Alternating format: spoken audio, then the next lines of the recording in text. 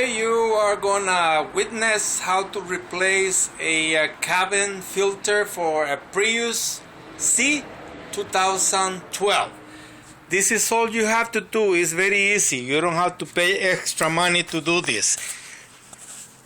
You see this? This is where you're going to remove. Just put a little pressure to this little tiny bar you see here. You pull it gently and surely, and that's it. When it's pulled out, you can bring the whole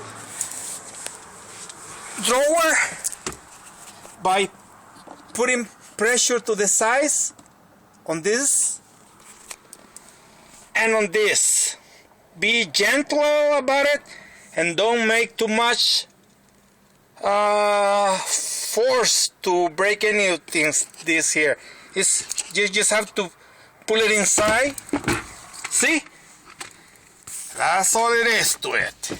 And once you get this out of the way, you have access to where the filter is, and the filter is right over here. Okay, so you're gonna pop out these things, two latches on the inside, and then you're gonna pull it out just like that. Easy.